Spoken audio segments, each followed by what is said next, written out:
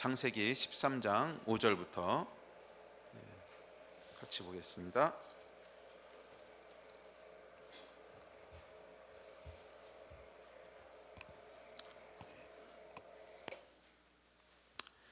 창세기 13장 5절부터 함께 읽겠습니다. 시작.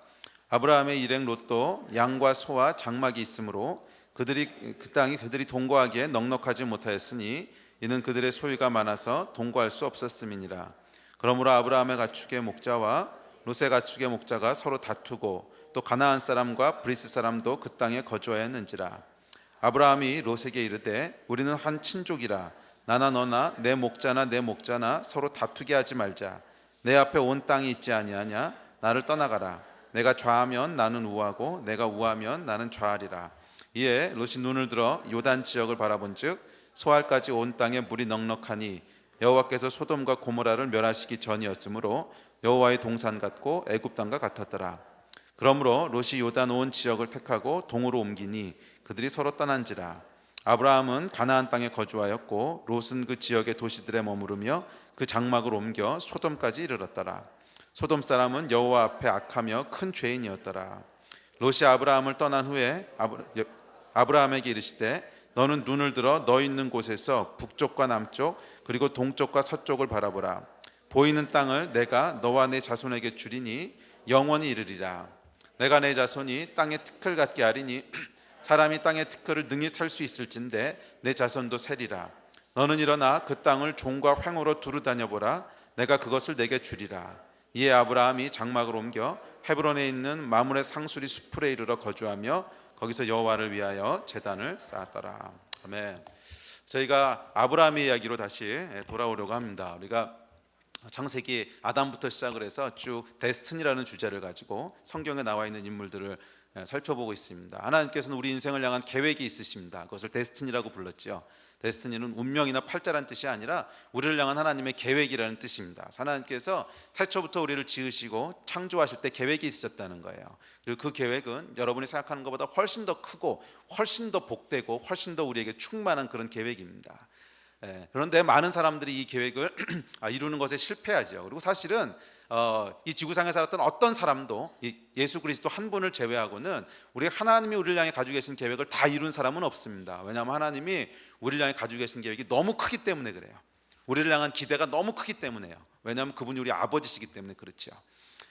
그래서 우리가 이 성경의 인물들을 통해서 그러면 어떻게 하면 우리의 데스티니를 발견하고 이루어갈 수 있는가, 또 이 데스티니를 망가뜨리고 막는 요소들은 뭐였는가, 이런 것들을 함께 살펴보고 있습니다. 그래서 오늘 아마 10번째 시간인 것 같은데요, 아브라함에 대해서 두 번째 메시지를, 사실 세 번째죠, 데라까지 치면 데라와 아브라함에 대해서 세 번째 메시지를 살펴보려고 합니다. 그리고 이어서 계속 야곱, 이삭 이렇게 이삭이 먼저죠. 이삭, 야곱 이렇게 나가보려고 합니다. 제가 요즘 살이 좀 빠졌지요. 보기 좋지요. 그랬더니 영적인 거에 은혜를 받으시는 게 아니고 살 빠진 거에 은혜들과 도전들을 많이 받으시더라고요. 그래서 오늘은 영적인 도전을 좀 드리려고 합니다. 제가 살이 좀 빠졌더니 많은 분들이 뭐라 그러시냐면요, 목사님 승범이 닮으셨어요. 저희 아들, 이게 반대죠. 승범이가 저를 닮은 거지 제가 승범이를 닮은 게 아니죠. 근데 뭐 당연한 얘기입니다. 아들이 아빠를 닮지 그럼 누구를 닮겠어요? 뭐 당연한 얘기예요. 제가 며칠 전에 이제 재밌는 얘기를 들었어요. 우리 영두 선교사님이 있잖아요. 영두 선교사님이 그 둘째 아들 예휘를 낳았을 때 예휘가요 아주 특별한 애였어요. 머리가 굉장히 컸거든요. 저 닮은 애인데 머리가 굉장히 컸는데 이 의사 선생님이 예휘를 딱 이렇게 받아 놓으시고는 굉장히 당황을 하신 거예요. 머리가 너무 크니까 엄마 얼굴 사이즈랑 거의 같은 거예요. 그래서 이걸 어떻게 봐야 되나 막 그래서 한참 당황을 하시고 이제 무슨 말을 하시려고 막 이렇게 당황하시다가 그 아빠가 딱 들어오는 걸 보시더니 그러더니 그냥 나가시더래요. 뭐 정상적인 아이가 나왔다 이거죠. 그래요. 이 아이들은 부모를 닮습니다. 근데 여러분, 부모를 닮는 이유에는 DNA라고 하는 것이 우리 안에 있기 때문에 그렇죠. 여러분 다 아시겠지만 우리 몸에 DNA라고 하는 구조를 하나님께서 두셔서 이것이 우리 대를 물르면서 계속 유전이 되도록 만드셨습니다. 그래서 그 부모가 갖고 있던 형상 또는 어떤 생물학적인 정보들이 그 자녀들에게 그대로 물려가도록 그렇게 하나님께서 창조를 하셨지요. 그런데 여러분, 이것이 육신의 DNA만 하나님 창조하신 것이 아니라 사실은 영적으로도 마찬가지입니다. 영적으로도 하나님께서 DNA 구조를 두셨어요. 그래서 우리가 평생 살아가면서 습득한 우리 신앙의 어떤 경험들, 또 신앙의 연륜들, 또 신앙의 그런 체험들이 우리 당대에서 끝나는 것이 아니라 우리의 대를 물으면서 계속 유전돼 가는 거 여러분 아세요? 계속 그것을 대물림을 하는 거 아세요? 그래서 우리가 이 모태신앙이라고 하는 것이 물론 문제도 많지만 그 저력을 또 무시할 수가 없어요. 어떨 때 보면 상상하지 못했던 저력들이 나와. 근데 그것이 어디서 왔나 이렇게 보면 그 사람의 믿음이라기보다는 그 사람 부모, 또 그 사람 부모의 부모님들이 살아왔던 삶의 그 경험들이 이 아이에게 전수가 된 거예요. 그것은 물론 유전적인 DNA를 통해서, 생물학적인 DNA를 통해서 전수된 것은 아닙니다. 그러나 이 아이가 자라면서 보고 배운 게 있는 거예요. 이 부모와 그 부모의 부모들이 어떻게 하나님 앞에 살았는지를 자연스럽게 보고 배운 것들이 그대로 유전이 됐기 때문에 이 신앙의 DNA도 다음 세대에게 계속 전수가 되는 겁니다. 전달이 되는 겁니다. 이것은 꼭 육신의 자녀에게만 전달되는 것이 아니라 우리 삶의 영적인 자녀들에게도 전달이 됩니다. 또 우리 삶을 통해서 영향을 받는 그 누군가에게 계속 전달이 된다는 거예요. 그래서 하나님의 일은 반드시 이런 DNA를 통해서 다른 사람들에게 전달되고 영향력을 미치도록 그렇게 디자인하셨습니다. 그래서 우리가 살아가면서도요, 이 육체의 DNA도 우리 삶에서 경험한 것들을 어느 정도 전달을 합니다. 예를 들어서 방사능에 노출이 됐다. 그러면 우리 DNA 구조가 변하지요. 그럼 이것이 그냥 우리 당대에서만 끝나는 것이 아니라 이 변형된 DNA가 그대로 다음 세대에게 전달이 되듯이 우리 신앙의 깊이도 마찬가지라는 거예요. 신앙의 깊이도 우리 안에 있는 것들이 그대로 다음 세대에게로, 또 다른 사람들에게로 전달이 되게 돼 있습니다.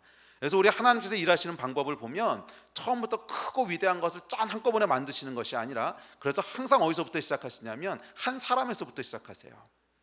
천지를 창조하시고 인류를 창조하실 때도 수백만 명의 사람을 한꺼번에 창조하신 게 아니라 한 사람 아담을 지으시고 그 아담 안에 뭘 두셨어요? DNA를 두셨어요. 그리고 이 DNA를 통해서 계속 후손들과 자손들이 번성하도록 만드셨습니다. 근데 우리 하나님은 다양하시고 이 창조의 하나님이시기 때문에 복제인간 아담만 수억 명 존재하는 세상을 원치 않으셨거든요. 그래서 하와라고 하는 변수를 두시죠. 이 두 사람의 유전자 조합을 통해서 굉장히 비슷하지만 아주 개성 있는 사람들이, 수억 명의 다른 사람들이 나오도록 그렇게 만드셨죠. 이제 마찬가지로 영적으로도 마찬가지입니다. 하나님께서 타락한 세상 가운데 다시 하나님의 나라를 회복하시기 위해서 선택하신 방법은 다 멸하시고 다시 만드시는 것이 아니라 한 사람을 선택하셨어요. 한 사람을. 그 사람이 누구죠? 아브라함이었어요. 아브라함, 믿음의 조상 아브라함. 한 사람을 선택하셔서 하나님의 나라에 해당하는 한 샘플을 만드시기를 시작하셨습니다. 그것이 이스라엘이라고 하는 나라였습니다. 그래서 이 나라를 통해서 하나님의 나라의 본질이 무엇이고 하나님 나라의 DNA가 무엇인지를 그 안에 다 새겨 넣으시기를. 그래서 사실은 이 아브라함의 인생 전체는 하나님께서 새로운 하나님의 백성을 창조해내시는 과정이었어요. 그 DNA를 만들어 가시는 과정이었다는 거예요. 그리고 아브라함의 인생이 다 마무리되었을 때 하나님께서 DNA 과정을 다 마무리하시고 거기서부터 새로운 하나님의 인류, 그러니까 새로운 백성을 시작하셨어요. 그것이 아브라함으로부터 이어지는 이삭과 야곱과 또 야곱의 12아들을 통해서 이어지는 하나님 나라의 역사지요. 그런데 이것이 어디서부터 시작됐다고요? 아브라함에서부터 시작됐어요. 그리고 아브라함의 평생의 과정, 그 인생의 평생의 과정은 뭐였냐면 그 후손들에게 물려줄 하나님의 백성이 무엇이고 정말 하나님께서 창조하신 원래 하나님의 그 백성의 모습이 무엇인지를 회복하는, 그 DNA를 형성하는 과정이었습니다. 그리고 이 DNA가 완성됐을 때 하나님께서 복제를 시작하신 거죠. 아브라함을 막 찍어내신 거예요. 그래서 아브라함 계속 찍어내셔서, 근데 이름은 조금씩 달라. 또 그 안에 약간의 변수를 두세요. 사라라고 하는 사람을 통해서, 또 다른 사람들을 통해서 이 조합을 시키시면서 이삭과 야곱과 야곱의 12아들과 그런 수많은 하나님의 백성들을 찍어내시죠. 그래서 그 DNA가 무르고 물러서 온 것이 오늘날 이스라엘이고, 또 그것을 영적으로 무르고 물러서 받은 사람들이 저와 여러분이라는 거예요. 그렇죠? 그래서 이 이스라엘을 보면 좀 독특한 게 있어요. 이 하나님을 섬기고 하나님을 경외하는 열심이 있는데 그 열심이 도를 넘어서요.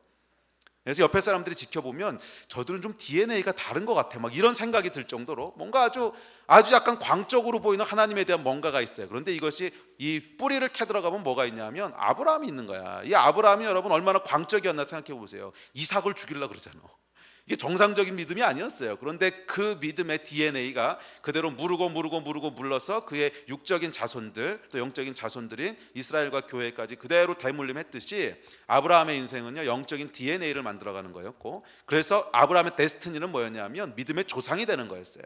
믿음의 조상이라고 하는 게 이런 얘기예요. 프로토타입이 된다는 거예요. 프로토타입이라고 아시죠? 어떤 제품을 만들려면 처음에 그 제품을 만들기 전에 만들어보는 시제품이 있죠. 여러 가지 시도해보면서 완성된 프로토타입이 있어요. 이것이 완성되면 이 프로토타입을 가지고 계속 물건을 만들어내듯이 아브라함이 믿음의 조상이라고 하는 얘기는 뭐냐면 믿음의 프로토타입이라는 거예요. 하나님께서 그의 평생의 삶을 통해서 어떤 프로토타입을 만드셨어요. 하나님의 백성은 이런 것이고 하나님을 섬기는 것은 이런 것이다 라고 하는 샘플을 만드셨다는 거예요. 그래서 우리가 아브라함의 인생을 통해서는 우리의 원래 모델이 되는 그 프로토타입이 무엇인지를 발견하고 우리도 그렇게 살기 위해서 우리 삶을 드려야 돼요. 그랬을 때 우리 데스티니가 이루어지는 겁니다. 아멘. 또한 마찬가지로 여러분의 삶도 또 다른 믿음의 조상으로 하나님 사용하세요. 그래서 우리의 인생은 단순히 아브라함의 삶을 보고 그대로 카피하는 것이 아니라 그 원리를 물론 배우지만 평생 하나님과 동행하는 과정을 통해서 또 다른 믿음의 창조적인 DNA들을 만들어내는 거예요. 그리고 그것이 우리 안에 축적되고 쌓였을 때 우리를 통해서 우리의 영적인 육적인 자손들이 그 프로토타입을 통해서 또 재생산되는, 이것이 하나님이 일하시는 방법입니다. 그래서 여러분들은 우리 하나님께서는 한 사람 한 사람을 구원하신 것이 아니라 하나님의 나라를 만드셨어요. 이해가 되세요? 한 사람 한 사람을 구원하고 끝내신 것이 아니라 하나님의 나라를 만드셨어요.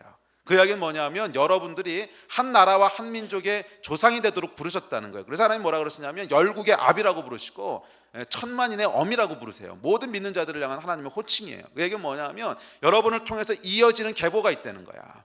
영적인 계보가 있다는 거예요. 그것이 육신의 자녀가 될 수도 있고 아니면 영적인 자녀가 될 수도 있고, 어쨌거나 우리를 통해서 이어지는 계보들이 있다는 거예요. 그래서 그 계보를 통해서 하나님께서 한 나라와 한 민족을 이루시고 그것들을 마지막 때 주의 나라가 완성될 때 다 한꺼번에 모아서 주님의 나라를 이루실 거예요. 할렐루야.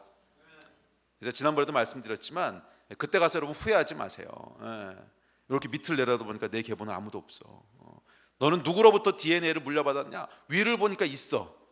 나에게 복음을 전해준 사람, 목사님, 또 그 위에 쭉 가다 보면 무슨 이제 무디도 나오고 쭉 나오겠죠. 쭉 나올 텐데 위로는 계보가 있어. 근데 밑으로 내려다 보니까 아무도 없어. 나에서 대가 끊겼어. 여러분 이건 수치예요. 그래서 이 구약에서 여러분 끊임없이 반복되는 이야기 중에 하나가 자녀가 없는 것을 수치라 그러잖아요. 구약을 읽으시면 여러분 보이시지요? 자녀가 없는 걸 막 견디지 못해요. 이것은 여러분 육신의 자녀를 얘기하는 것이 아닙니다. 그 사람을 통해서 이어지는 계보가 없는 것에 대한 상징적 표현이에요. 우리를 통해서 이어지는 계속 흘러가는 하나님 나라가 역사가 없다면 그것은 굉장히 부끄러운 일이라는 거예요. 우리가 지금은 부끄러움을 잘 못 느낄 수도 있어. 그렇지만 마지막 때 하나님께서 우리의 모든 인생과 삶을 정산하실 때는 엄청난 부끄러움일 거예요. 기억하십시오 여러분. 여러분에 대해서 믿음의 유전이 끊어지면 안 돼요. 누군가로는 계속 이어져서 흘러가야 돼요. 믿음의 DNA들이 계속 재생산을 하고 있어야 돼요. 할렐루야. 이 일을 여러분 이루고 계세요?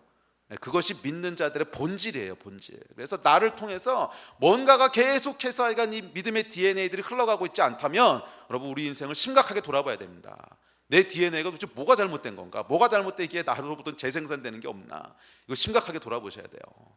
그리고 우리 하나님 앞에서 부끄러운 자들이 아니라 마지막 때 영광 가운데 서신 여러분 되시기를 주의 이름으로 축복합니다. 네. 자, 오늘은 이 DNA 얘기는 여기까지 하고요. 이 아브라함이 우리의 프로토타입이었다고 했다면, 그렇다면 도대체 하나님께서 아브라함의 인생 가운데 그 프로토타입을 만드시기 위해서 어떤 일을 하셨는가, 여기를 한번 살펴보려고 합니다. 그것이 사실 우리가 배워야 될 거지요. 그리고 우리 인생 가운데도 이런 과정들을 통해서 하나님께서 우리 믿음의 DNA들을 형성해 가실 겁니다. 이 이야기들을 우리 같이 살펴보려고 합니다. 이 아브라함의 믿음의 DNA를 형성하는 핵심에는 물론 여러 가지 관점으로 다르게 바라볼 수 있습니다. 그러나 그 핵심을 한 가지 관점으로 바라볼 수 있는데, 그건 뭐냐 하면 계속 무엇인가를 떠나는 거예요. 계속 무엇인가를 떠나보내는 거예요. 이 아브라함의 인생을 보면 크게 세 번의 떠나보냄이 나옵니다. 오늘 본문도 그 중에 하나인데, 첫 번째는 어디를 떠나죠? 본토 친척 아비집을 떠나요. 그래서 이 아브라함의 인생이 시작되는 시작 포인트에 보면 본토 친척 아비집을 떠나는 것부터 시작됩니다. 처음에는 갈대아 우르를 떠났지요. 그러다 중간에 또 하란에 머물러요. 그랬더니 하나님 다시 나타나서 너는 본토 지적 아비집을 떠나 내가 내게 지시할 땅으로 가라. 그래서 다시 하란을 떠납니다. 이 이야기는 뭐냐면 옛 삶을 떠난다는 거예요. 그래서 우리 믿음의 DNA는 아비집을 떠나는 것부터 시작됩니다. 이 아비집이 상징하는 건 뭐냐면 옛 삶에 대한 상징이에요. 내가 자연인으로 태어나서 하나님 모르고 그냥 자연인으로 살아왔던 옛 삶의 습관들, 옛 삶에서 중요하게 생각했던 것들, 옛날에 내가 믿었던 것들, 옛날에 살았던 삶의 패턴들, 나의 가치관들, 하여간 내가 하나님 알기 전에 살았던 그 삶, 그것을 아비집 또는 갈대아 우루 또는 하란 뭐다 같은 말이에요. 갈대아 우루 하란이라고 하는 도시는 어떤 도시였냐면 우상을 섬기는 도시였어요. 하나님하고는 전혀 상관없는 도시였어요. 그래서 갈대아 우루를 떠나라고 하는 것은 우상을 섬겼던 네 삶을 떠나라는 말이죠. 위치가 중요한 것이 아니라 그 삶을 떠나라는 거죠. 그래서 본토 친척 아비집을 떠나는.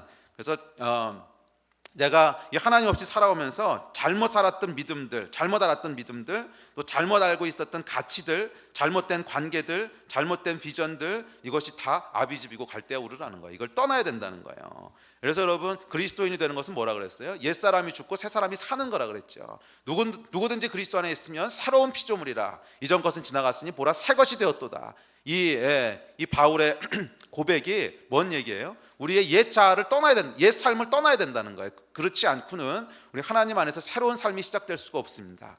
믿음의 삶을 산다고 하는 것, 우리 하나님의 백성으로 살아간다고 하는 것은 첫째, 우리의 옛 삶을 청산하고 떠나는 거예요.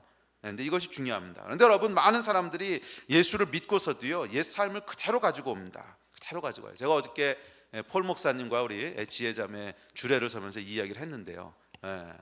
부모를 떠나 한 몸을 이룬다고. 근데 여러분, 이것이 결혼에 대한 얘기지요. 그 옛 삶을 떠나지 않으면 결혼해서 새로운 삶을 시작할 수가 없다는 거예요.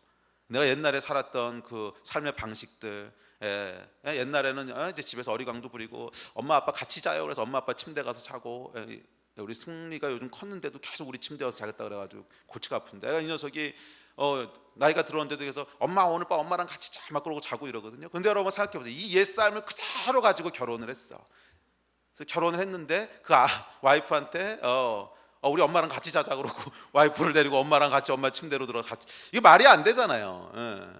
그 새로운 삶을 그러니까 결혼해서 새로운 인생을 시작하고 와이프와 함께 사는 그 배우자와 함께 이 결혼을 하기 위해서는 내가 옛 삶을 떠나야 되는 거야. 내가 살았던 집도 떠나야 되고, 이제 엄마 아빠랑 함께 살았던 그 관계도 떠나야 되고, 이제 그것뿐만이 아니라 내가 알고 있었던 뭐 가치관들, 중요하게 생각하는 것들, 내가 아무리 중요하게 생각해도 와이프가 중요하게 생각하지 않으면 그것을 떠나야지 결혼 생활이 되는 거예요. 그래서 다시 만들어야 돼요. 제가 어제도 예로 말씀드렸죠. 저는 물건을 버리지 못하는데 집사람은 1년만 안 쓰면 다 갖다 버려요. 그래서 우리 집에서는요 없지 지금 집사람이 애들이요 가끔 가다가 깨닫는 게 있어. 그 장난감 어디 갔지? 그러면 엄마가 버렸구나 이래요. 그래서 그러니까 지가 잊어버려 놓고서도 항상 나오는 말이 엄마가 버렸구나. 왜냐면 하도 자주 갖다 버리니까 엄마가 버렸구나 뭐 이러는.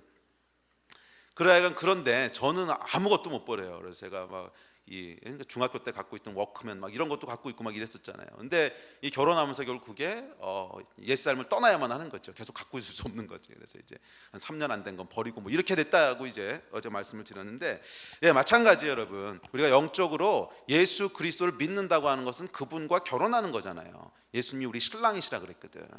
그래서 우리 삶에서 결혼식과 예수 그리스도를 믿는 믿음의 삶은 교회 보면 항상 패러럴하게 나와. 그 본질이 같다는 거야. 예수 그리스도와 결혼해서 살기 위해서는요 아비집을 떠나야 되는 거예요. 그래서 결혼에 대해서도 부모를 떠나 한 몸을 이룬다 그랬고, 아브라함의 믿음의 삶에 대해서도 아비집을 떠나라 그랬어요. 똑같은 원리인 거예요. 떠나야 되는 거예요. 그런데 오늘날 많은 사람들이 예수를 믿으면서도 옛 삶을 그대로 가지고 와요. 그대로 가지고 와. 예수를 믿으면서도 그대로 점치고, 또 예수를 믿으면서도 그대로 사기치고, 또 예수를 믿으면서도 그대로 컨닝하고, 우리 학생들 또 예수 믿으면서 그대로 거짓말도 하고, 예수 믿으면서 간음도 하고, 할 거 다 해. 이게 뭐예요, 여러분? 결혼했는데 맨날 아비 집에 가가지고 살고, 맨날 엄마 아빠랑 잔다 그러고, 이거랑 똑같은 거예요.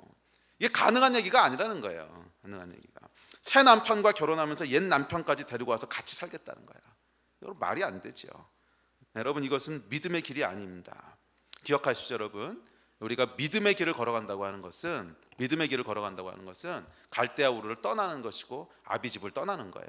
옛 삶을 청산해야 돼. 그대로 살 수 없다는 거예요. 옛날에 살던 삶은 다 두고 와야 되는 거예요. 아직까지 청산되지 않으신 것이 있다면 빨리빨리 청산하시기 바랍니다. 왜냐하면 이게 유전돼요. 유전돼. 여러분에만 있는 것이 아니고 다음 때 그 다음 때 계속 내려간다는 거야.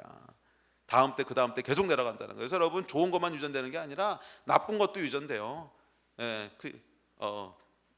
이번 주에 읽으실 여러분 열왕기서에 보면 아주 명예롭지 못한 이름이 계속 반복되는 게 있습니다. 여로보암이에요. 여로보암의 길을 쫓아, 여로보암의 죄를. 하여간 누가 잘못만 하면 여로보암의 길을 쫓아, 왕이 뭐 조금만 잘못하면 여로보암의 죄를. 하여간 계속 반복돼요. 그래서 이 친구가 도대체 뭔 죄를 졌기에 이렇게 계속 여로보암이라고 그러나. 그래서 딱 살펴보면요, 여로보암이 무슨 죄를 졌냐면 그 뒤에 짓는 모든 죄들의 시초죄를 졌어요. 시초죄. 뭐냐면 산당을 만들고 제사장이 아닌 사람들로, 레위인이 아닌 사람들로 제사장을 삼고, 하여간 이 여호와 하나님을 섬기는 것에 대한 새로운 법을 만들어낸 사람이 여로보암이에요. 자세히 읽어보면 원래 모세를 통해서 주셨던 하나님을 섬기는 법을 떠나서 자기 나름대로 새로운 걸 창조해냈어요. 그때 산당도 만들고, 그러니까 레위인 말고 다른 지파를 가지고 제사 드리게 하고 뭐 이런 새로운 법들을 만들어냈는데, 그것을 보고 그 다음 후손들이 원래 하나님 섬기는 건 저렇게 하는 거구나, 배운 거야. 그래서 이게 끊어지지 않고 대를 물리면서 계속 반복되는 거예요. 그래서 하나님 뭐라고 그랬냐면 그 뿌리를 파들어가 보니까 여로보암이라는 거야. 여러분 결정하셔야 돼요. 여러분이 아브라함과 이삭과 야곱의 하나님 이 소리를 들을 건지, 여로보암의 길을 쫓아 이 소리를 들을 건지 우리가 결정하는 거야. 그다음에 하나님 앞에 섰을 때 수많은 사람들이 내 뒤에 있는 후손이나 있을래나? 하여간 후손들이 와서 김아무개의 죄를 쫓아 뭐 이러고 하소연할 건지, 아니면 김아무개의 하나님, 누구의 하나님이 나의 하나님이다 이렇게 할 건지. 여러분 이게 현실이에요. 현실. 딱 하나님 앞에 섰을 때 내 뒤에 있는 수많은 사람들이 저 사람의 하나님이 내 하나님이시고 그래서 내가 이렇게 살았습니다 이 고백을 할 건지, 아니면 저 사람의 죄를 쫓아 저 사람의 길을 쫓아 이 고발을 할 건지. 이게 여러분 진짜 현실이라니까요. 오늘 여러분들이 선택하는 것들이 결국 하나님 앞에서 여러분의 영원한 운명을 결정하는 겁니다. 아멘. 본토 친척 아비집을 떠나셔야 돼요. 갈대아 우르를 떠나야 돼. 이거 계속 갖고 다니면 안 돼요. 덕지덕지 지고 다녀. 덕지덕지. 그 죄의 삶들을 떠나보내야 거기서부터 믿음의 삶이 시작되는 겁니다. 아멘. 근데 이건 다 알아. 그런데도 잘 안 되지요. 자, 근데 두 번째가 있습니다. 이 두 번째는 롯을 떠나보내는 거예요. 롯을. 근데 이건 이야기가 조금 다릅니다. 아비집을 떠나고 갈대아 우르를 떠나는 것은 죄를 떠나는 것이기 때문에 뭐 당연한 거죠. 사실은 어찌 보면 당연한 거야. 잘 안 돼서 그렇지. 떠나야 되는 건 다 알아. 점치면서도 양심의 가책은 받잖아요.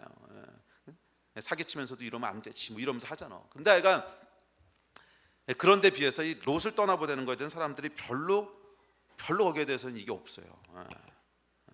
별로 그게 없어. 창세기 13장에 보면, 오늘 읽으신 본문에 보면 이 조카 롯을 떠나보내죠. 근데 여러분 롯을 왜 떠나보내죠?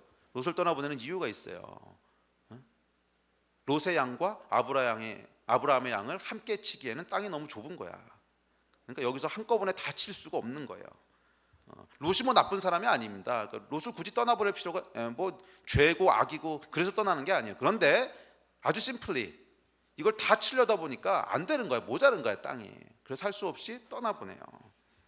여러분 믿음의 길이라고 하는 것은요 항상 나쁜 것만 떠나보내는 것이 아니라 때로는 좋은 것도 떠나보내야 할 때가 있다는 거예요.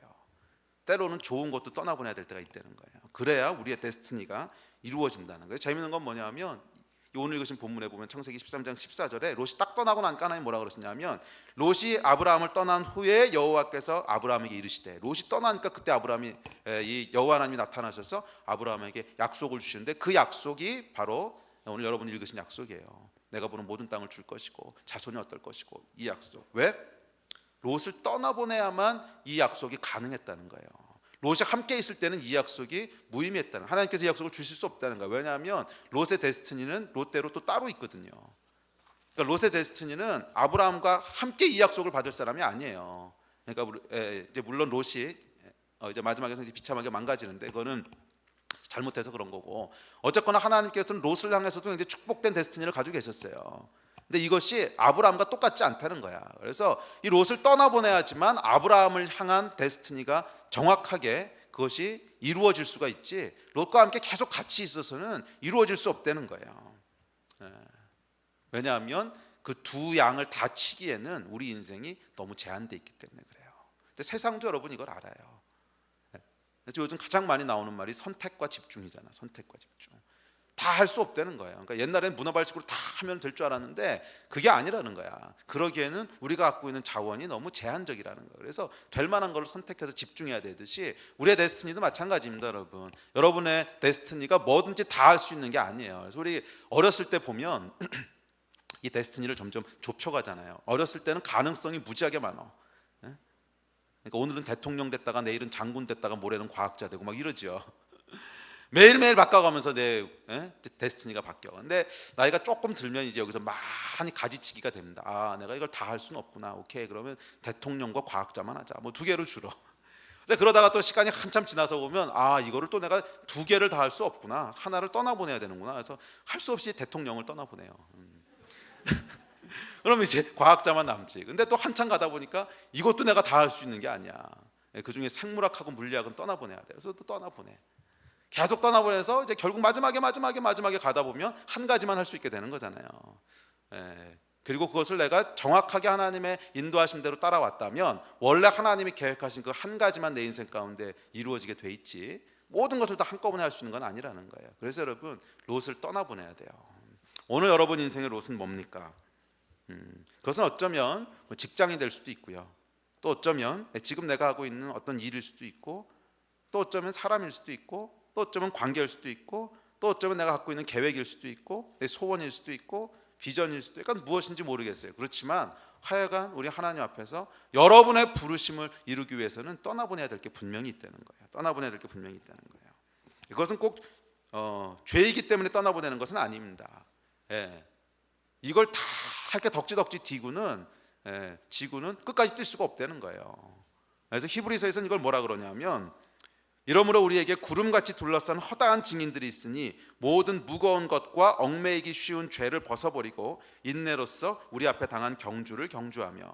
얽매이기 쉬운 죄, 이건 아까 얘기했던 갈대아 우르를 떠나는 거겠지. 근데 얽매이기 쉬운 죄뿐만이 아니라 무거운 것도 벗어버려야 된다는 거야.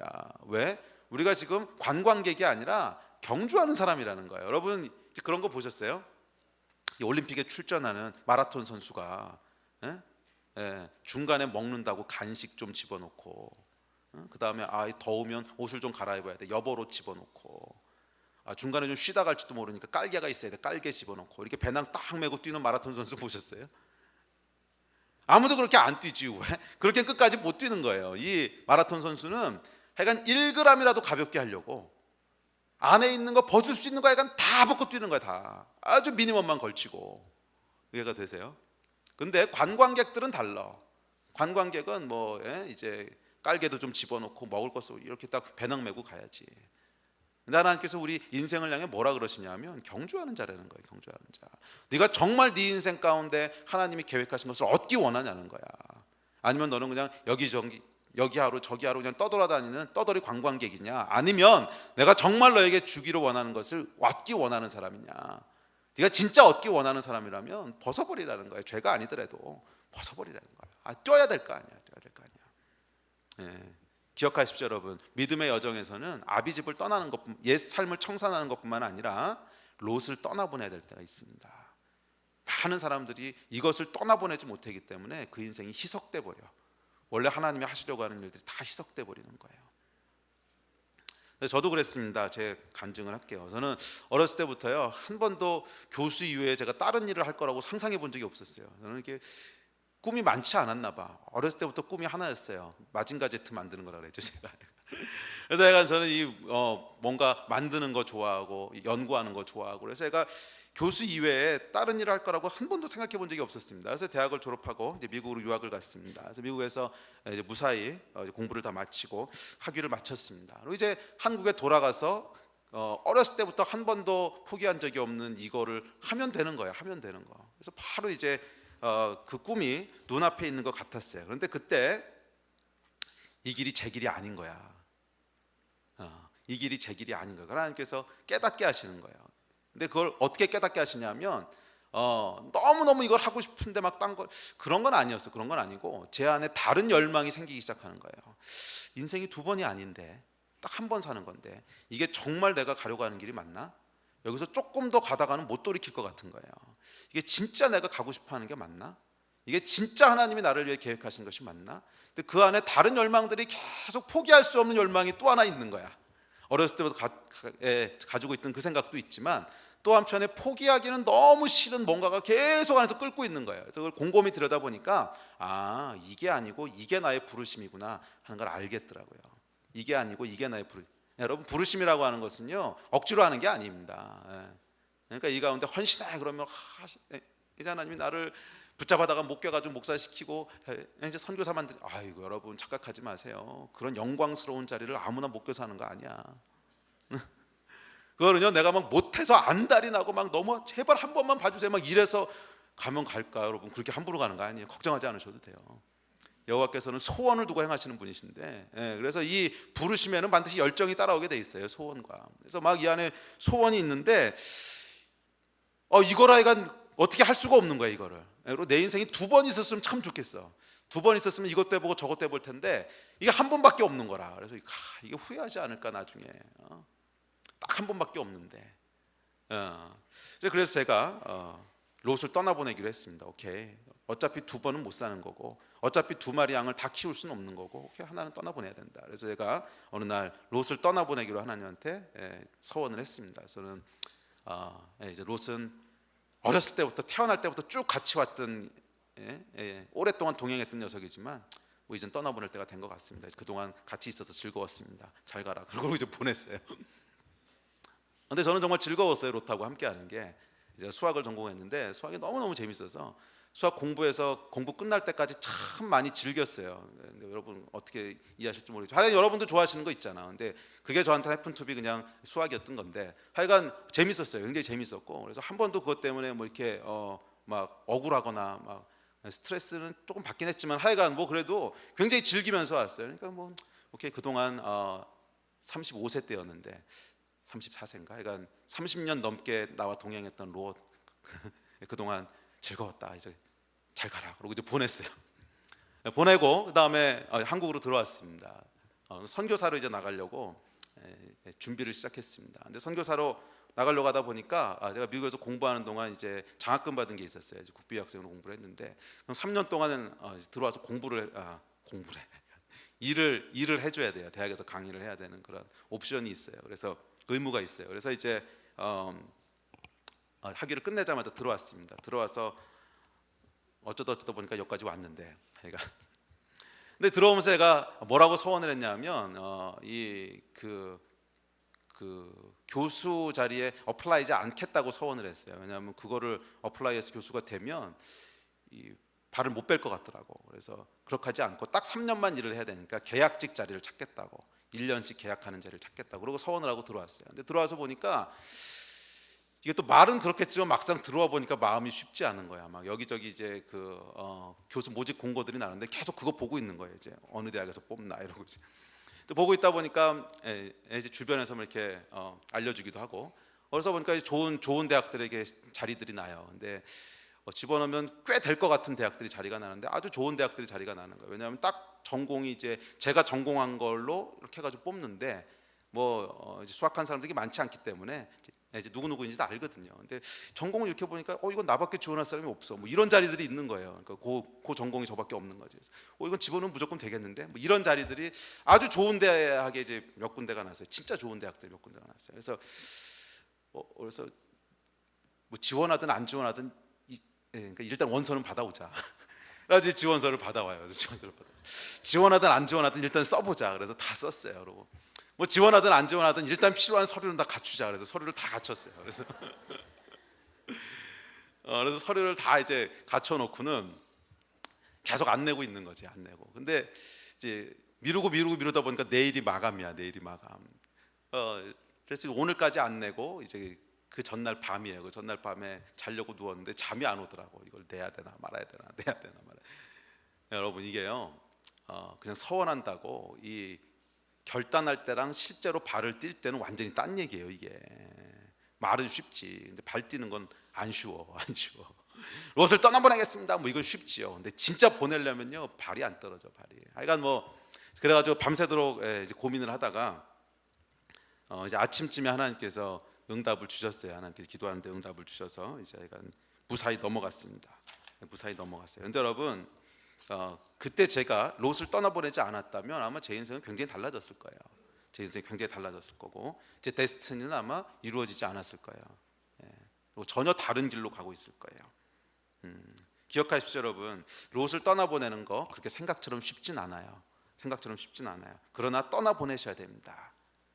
그것은 롯이 죄이기 때문에 떠나보내라는 게 아니야. 그것은 갈대아 우르지, 죄는. 그것을 떠나보내지 않으면 우리의 데스티니가 거기서 멈춰버리는 거야. 그것을 떠나보내지 않으면 하나님 나라, 나를 통해서 이루어져야 되는 하나님 나라가 거기서 스탑돼 버리는 거예요. 근데 여러분, 보고 싶지 않으세요? 나를 통해서 하나님이 어떤 일을 하실지 막 이런 거 좀 기대되지 않으세요?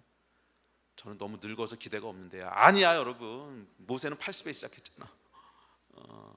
나를 통해서 하나님이 어떤 일을 이루실지 보고 싶지 않으세요?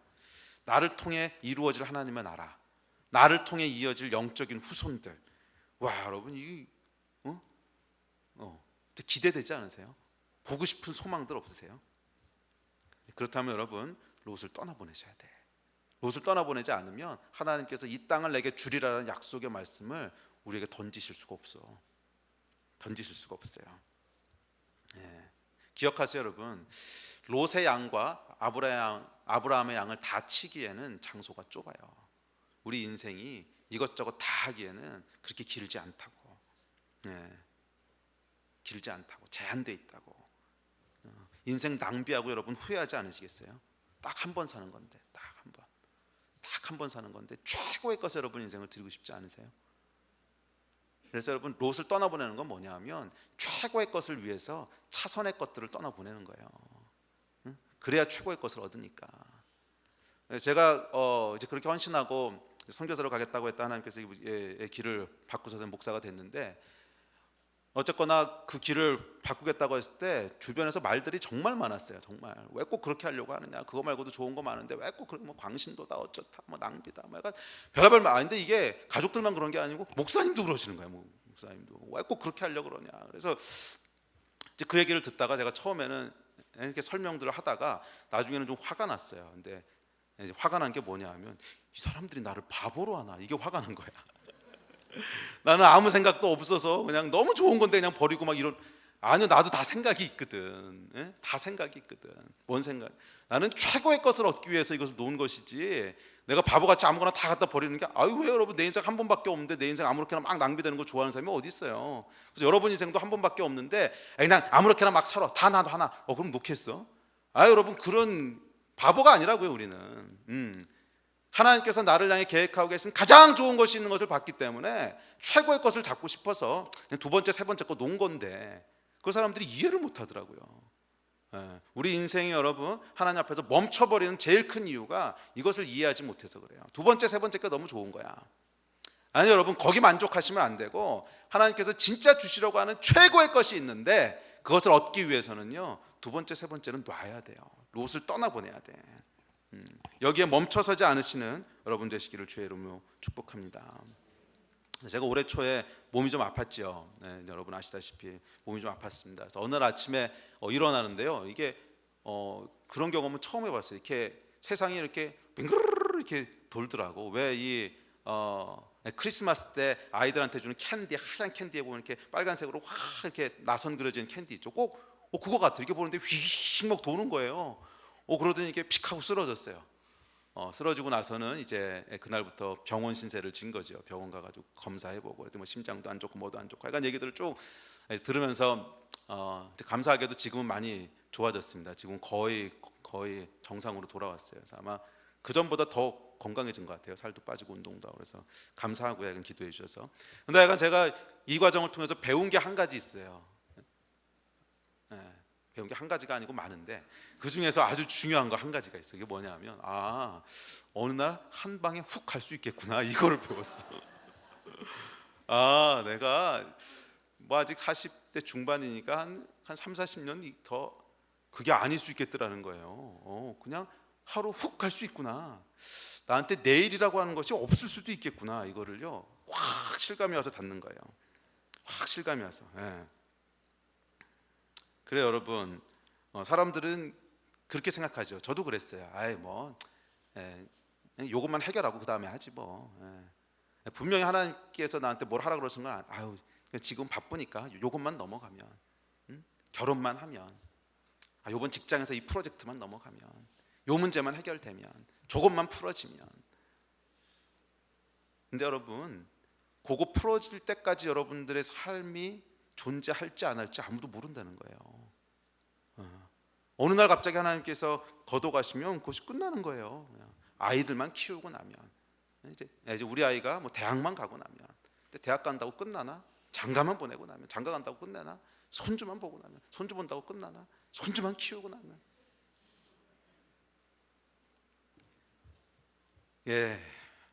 하루가 이틀 되고, 이틀이 3일 되고, 3일이 1년 되고, 1년이 3년 되고, 3년이 10년 되고, 결국 후회만 남지 않겠어요? 그때 했어야 되는데 결국 후회만 남지 않겠어요? 여러분 10년 뒤에 여러분 후회하지 않을 자신이 있으세요? 그 일에 지금 여러분의 인생과 시간을 사용하고 계세요? 여러분의 인생, 저 여러분의 인생이요 생각보다 길지 않을 수 있어요. 언제 휙 때려가실지 몰라. 하나님 만날 준비가 되어 있으세요? 지금 하나님께서 여러분을 딱 부르셨을 때 딱 주님 앞에 서면 아니야 지금 말고 하나님 제가요 5년 동안 이거 하고요 그 다음에 선교사로 나가서 이렇게 섬기고요 그러고 돌아와서 잘 정리해가지고 하나님 앞에 갈게요. 이게 계획대로 되는 게 아니라고. 나는 지금은 이러고 살아서 좀 미안하긴 하지만 앞으로 5년 뒤 내 계획은 이거고 저거고 그래서 하나님 앞에 이렇게 하고 갈 거야. 근데 그렇게 갈 수 있으면 좋겠는데 문제는 하나님께서 오늘 여러분을 딱 데리고 가셨어. 그래서 지금 섰어. 이거 망했다. 5년 뒤에 이거 끝나고 하나님 앞에 섰어야 되는데 하나님 만날 준비가 되어 계세요? 5년 뒤 10년 뒤 말고 지금 하나님 만날 준비가 되어 계세요? 지금 하나님 앞에 서더라도 잘했다 착하고 충성된 종아 이 이야기 들을 준비가 되어 계세요? 그 일에 여러분 인생을 지금 쓰고 계세요? 제가 이 경험을 하면서요 제 안에 가치관들이 많이 바뀌었어요. 지금 하자 지금. 1년 뒤, 10년 뒤에 이건 모르겠다 그거는. 그건 그때 가서 생각하고 이건 그때 하나님께서 은혜를 주시면 하는 거고 10년 뒤에 잘 살 생각하지 말고 지금 최선의 삶을 살자. 지금 내가 하나님 앞에 할 수 있는 최고의 것을 드리고 지금 내가 하나님 앞에 할 수 있는 최선의 삶을 살고 지금 내가 지금 당장 죽어도 전혀 후회하지 않을 것 같이 내 인생을 써야 되겠구나. 제가 거기에 대해서 새롭게 깨달았어요. 그리고 여러분하고 함께 나누고 싶어요. 여러분 어떠세요? 지금 하나님 앞에 갔을 때 나는 하여간 여한 없이 살았습니다. 물론 조금 더 살았으면 좋겠지만 하여간 괜찮습니다. 이 얘기 할 수 있는 그렇게 선택하고 계세요? 언제 끝날지 몰라요 여러분. 10년 뒤 20년 뒤 최고의 것을 드리겠습니다. 아니 10년 뒤 20년 동안 모아서 이만큼 드리겠습니다. 아니 요만큼 들어도 괜찮으니까 지금 드릴 수 있는 것 중에 최고의 것을 하나 앞에 드리세요. 그래야 후회하지 않지 않겠어요? 요것만 끝내고 조금만 해결하고. 여러분 이게 우리 인생을 망가뜨리는 원수예요. 요거 끝내고 저거 해결하고 그래서 이만큼 모아서 갖다 드려야지. 아니 그거 필요 없고요. 지금 요만큼이라도 지금 할 수 있는 최고의 삶들을 사시라는 거예요. 지금 할 수 있는 최고의 것들을 하시라는 거예요. 아멘. 그러기 위해서 롯을 떠나보내는 거예요. 롯까지 데리고는 그 일을 할 수가 없거든. 내 인생의 장이 너무 좁거든. 지혜로운 여러분 되시기 바랍니다. 후회 없는 인생 사시기를 바랍니다. 롯을 떠나보내는 것은 여러분 최고의 것을 취하기 위해서 그 차선의 것을 떠나보내는 거죠. 그냥 무조건 포기하라는 것이 아닙니다. 미루지 마십시오. 선교에 대한 마음 있으십니까? 미루지 마세요. 이러다 그냥 다 나가버리는 거 아니야? 섬기고 싶은 마음이 있으십니까? 미루지 마십시오. 물질로 하나님 섬기고 싶은 마음이 있으십니까? 미루지 마십시오. 지금 하는 거예요. 지금. 사랑하고 싶은 사람이 있으세요? 미루지 마세요. 지금 하는 거예요. 지금. 내일 한다고요? 내일이 여러분에게 있다고 누가 보장해 줬어요? 그 야고보서에서 그 얘기하잖아요. 오늘 하나님께서 여러분에게 계획하시고 오늘 하나님께서 여러분에게 기회 주시는 거 이거 놓치지 마셔야 돼요. 그리고 거기에 여러분의 모든 것을 쏟아부시길 바랍니다. 모든 것을 쏟아부세요. 그랬을 때 우리 하나님께서 아브라함에게 주셨던 그 영광스러운 호칭이 마지막에 여러분께 될 거예요. 너도 믿음의 조상이다. 아멘. 자, 마지막 세 번째로 아브라함이 떠나보낸 것이 있어요. 이건 뭐지요? 이삭이에요. 이삭. 이제 마지막 세 번째가 이삭을 떠나보내는 겁니다. 창세기 22장으로 가볼까요?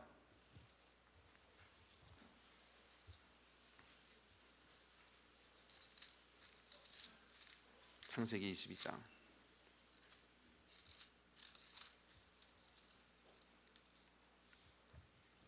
9절부터 12절까지 읽겠습니다. 시작.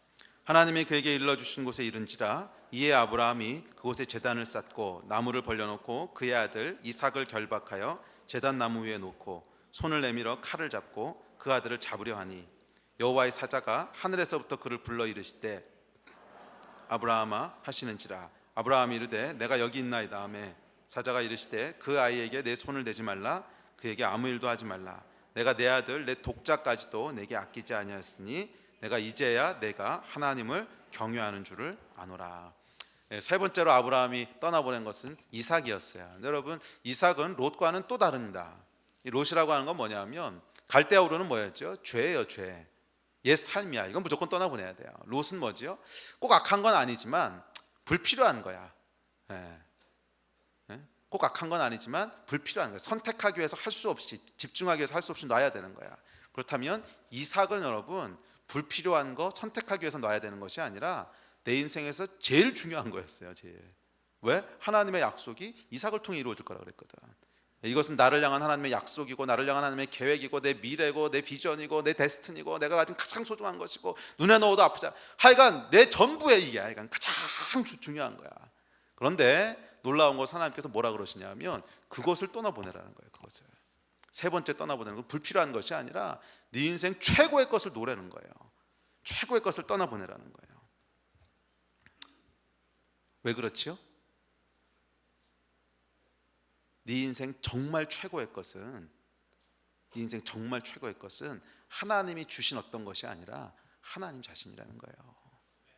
네 인생 진짜 최고의 것은 하나님이 주신 어떤 것이 아니라 하나님 자신이라는 거예요. 그래서 뭐라 그래요? 네가 비로소 하나님 경외하는 줄을 알미라. 이런.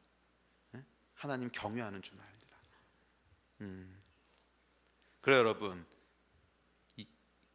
이것이 진짜 믿음이었어요. 진짜 믿음.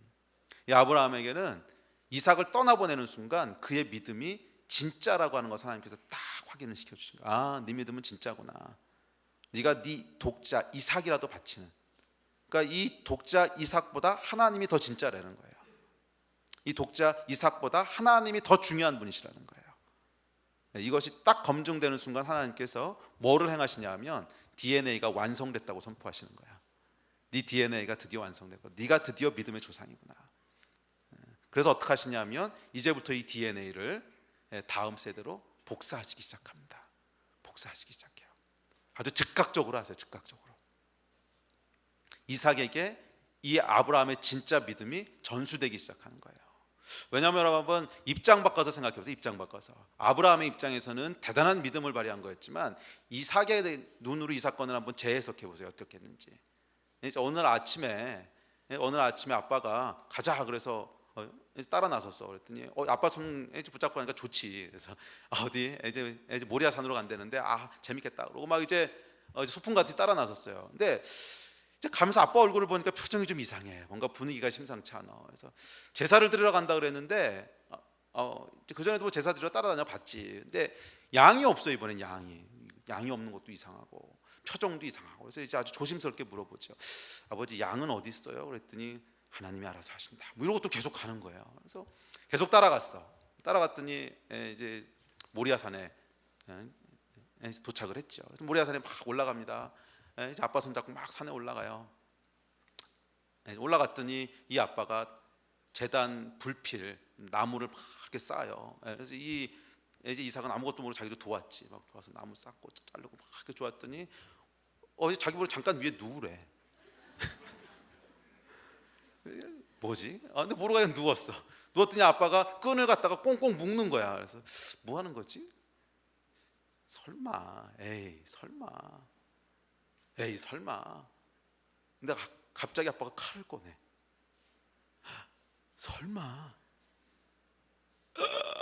설마 여러분이 이삭의 마음이 어땠을지 이게 상상이 되세요? 그러더니 칼을 들어서 찌르는 거잖아. 그때 물론 하나님께서 막아주셔서 죽진 않았지만 이삭이 받았을 상처가 어땠을지 한번 생각해 보세요. 평생 지워지지 않았을 거야 아마. 이제 웬만한 사람 같았으면 그 다음 날부터 아버지하고 얘기도 안 했을 거예요. 막 지울 수 없는, 이게 막 불로 지진 것 같은, 막 잊어버리려고 해도 죽어도 잊어버릴 수 없는, 이게 꽝 각인해서 박혔어요. 꽝. 근데 감사하게도 하나님께서 이 상처를 부정적으로 사용하신 것이 아니라 하나님 경외하는 것이 무엇인지를 가르치는 것으로 사용하신 거야. 이삭의 입장에서는요, 잊어버릴 수 없는 한 가지가 아브라함으로부터 전수돼 왔는데, 그건 뭐냐 하면 하나님을 경외한다고 하는 것은 이런 거구나. 여러분, 이게 이삭의 마음속에 박히지 않았겠어요? 하나님을 경외한다고 하는 것은 이런 거구나. 우리 아빠가 나를 얼마나 좋아하는 줄 아는데, 나를 위해서 죽을 수도 있는 사람이 아빠인데, 아빠가 나를 죽일 정도로 나보다 하나님을 더, 이게 하나님을 경외하는 거구나. 이게요, 이삭의 DNA 속에 꽉 가서 박힌 거예요. 꽉 가서. 왜?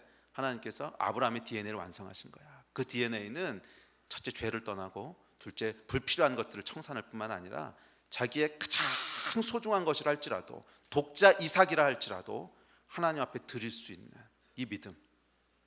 여러분, 이제 결국 하나님을 사랑한다고 하는 것은 여러분 드리는 거예요. 그렇지 않아요? 오늘 현대 기독교 가운데 굉장히 오해되고 있는 것이 있습니다. 구원은 은혜로 받는다고 하는 이 말에 대한 오해.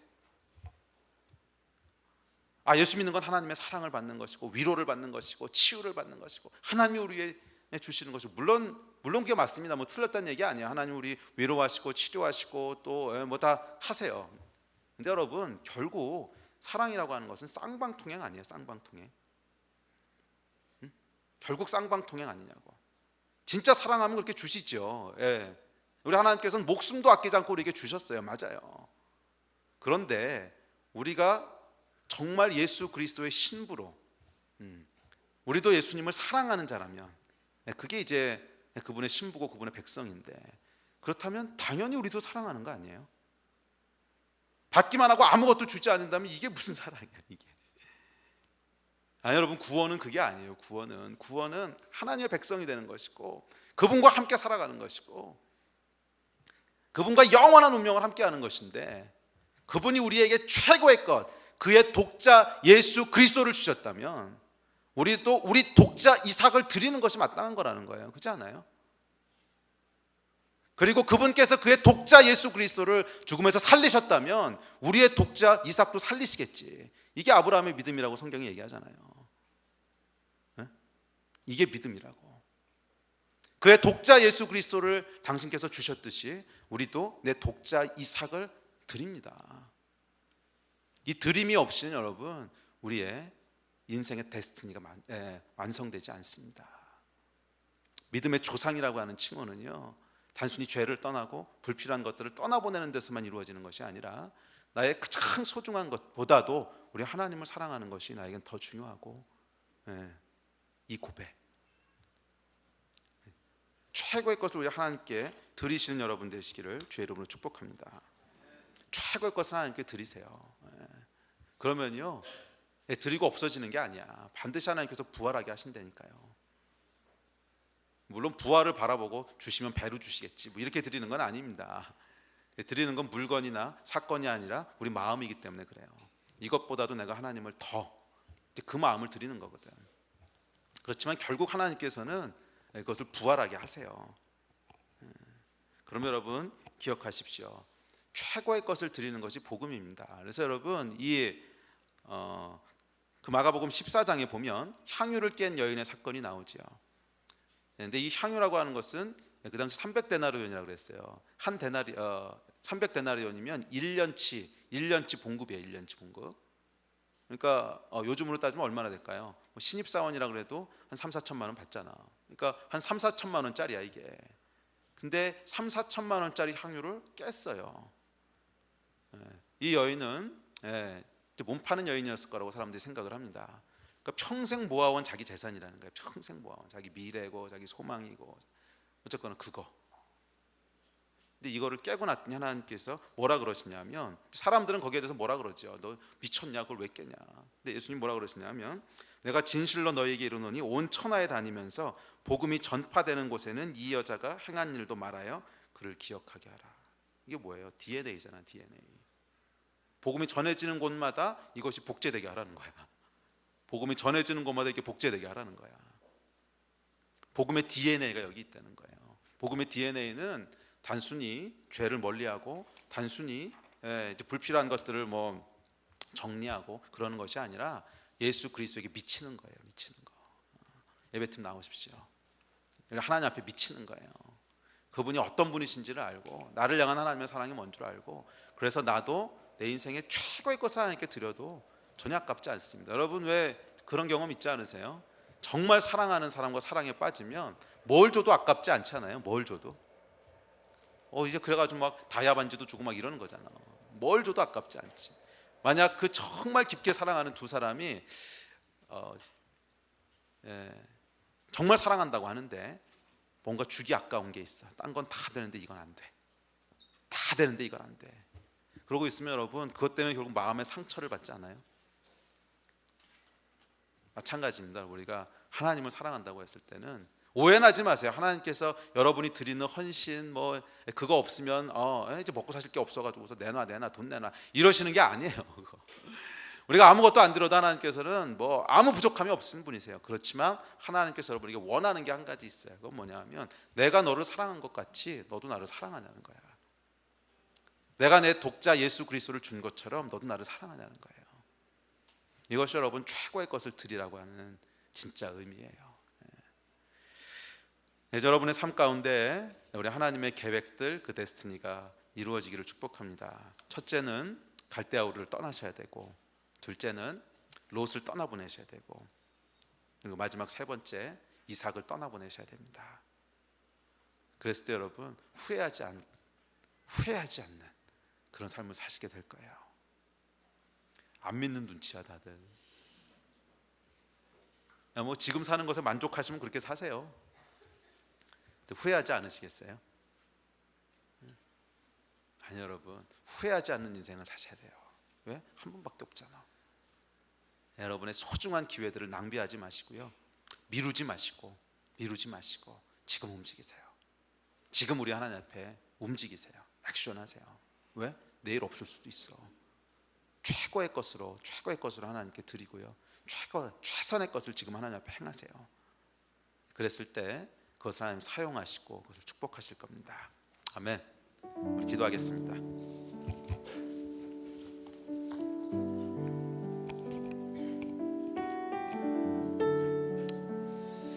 우리 함께 기도할 때 우리 떠나보내야 될 것들, 또 떠나야 할 것들 놓고 하나님 앞에 좀 나갑시다.